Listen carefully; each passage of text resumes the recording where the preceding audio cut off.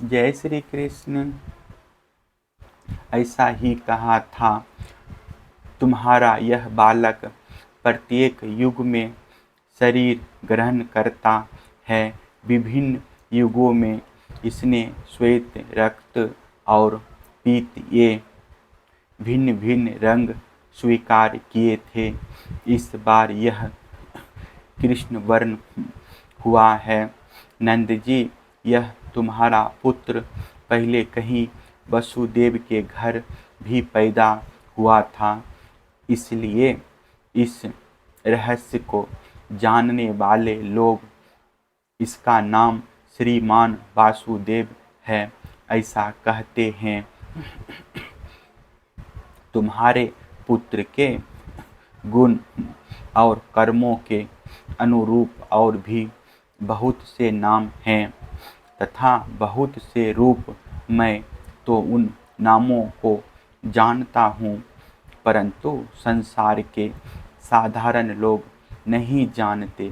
यह तुम लोगों का परम कल्याण करेगा। समस्त गोप और गौओं को यह बहुत ही आनंदित करेगा।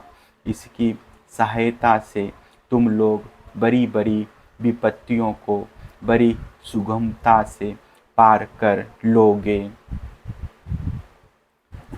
ब्रजराज, पूर्व काल में एक बार पृथ्वी में कोई राजा नहीं रह गया था। डाकुओं ने चारों ओर लूट खसोट मचा रखी थी। तब तुम्हारे इसी पुत्र ने सज्जन पुरुषों की रक्षा की और इससे बल पाकर उन लोगों ने लुटेरों पर विजय प्राप्त की। जय हो, जय हो। सब्सक्राइब, शेयर, फॉलो अवश्य करें। नंद बाबा, जो तुम्हारे इस साबले शिशु से प्रेम करते हैं वे बड़े भाग्यवान हैं। जैसे विष्णु भगवान के करण कमलों की छत्र छाया में रहने वाले देवताओं की असुर नहीं जीत सकते, वैसे ही इससे प्रेम करने वालों को भीतरी या बाहरी किसी भी प्रकार के शत्रु नहीं जीत सकते। नंद जी, चाहे जिस दृष्टि से देखें, गुण से, ऐश्वर्य और सौंदर्य से, कीर्ति और प्रभाव से तुम्हारा बालक स्वयं भगवान नारायण के ही समान है। अतः इस बालक के अलौकिक कार्यों को देखकर आश्चर्य न करना चाहिए। गोपो, मुझे स्वयं गंगाचार्य जी यह आदेश देकर अपने घर चले गए। तब से मैं अलौकिक और परम सुखद कर्म करने वाले इस बालकों को भगवान नारायण का ही अंश मानता हूँ।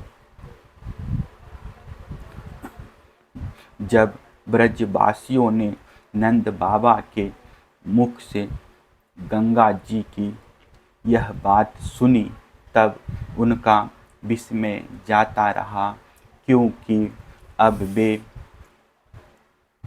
अमित तेजस्वी श्री कृष्ण के प्रभाव को पूर्ण रूप से देख और सुन चुके थे। आनंद में भरकर उन्होंने नंद बाबा और श्री कृष्ण की भूरी भूरी प्रशंसा की।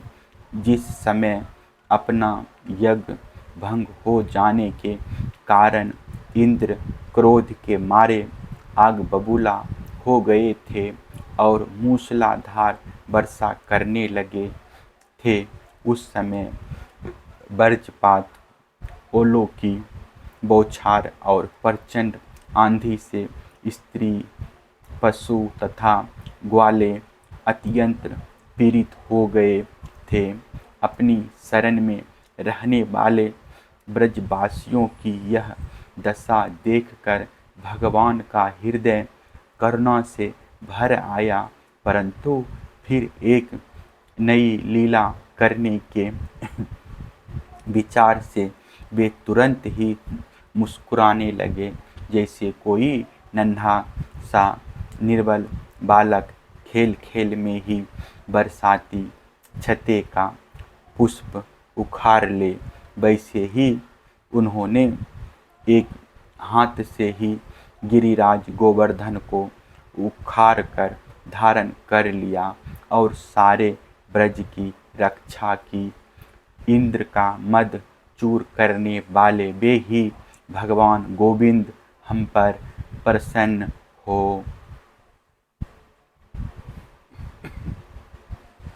श्री सुखदेव जी कहते हैं, परीक्षित, जब भगवान श्री कृष्ण ने गिरिराज गोवर्धन को धारण करके मूसलाधार वर्षा से ब्रज को बचा लिया, तब उनके पास गोलोक से कामधेनु बधाई देने के लिए और स्वर्ग से देवराज इंद्र अपने अपराध को क्षमा कराने के लिए आए। भगवान का तिरस्कार करने के कारण इंद्र बहुत ही लज्जित थे, इसलिए उन्होंने एकांत स्थान में भगवान के पास जाकर अपने सूर्य के समान तेजस्वी मुकुट से उनके चरणों का स्पर्श किया। परम तेजस्वी भगवान श्री कृष्ण का प्रभाव देख सुनकर इंद्र का यह घमंड जाता रहा कि मैं ही तीनों लोगों का स्वामी हूँ। अब उन्होंने हाथ जोड़कर उनकी स्तुति की।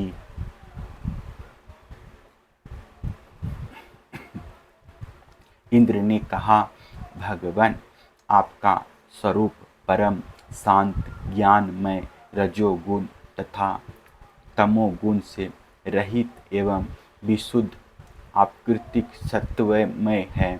यह गुणों के प्रभाव रूप से प्रतीत होने वाला प्रपंच केवल मायामय है।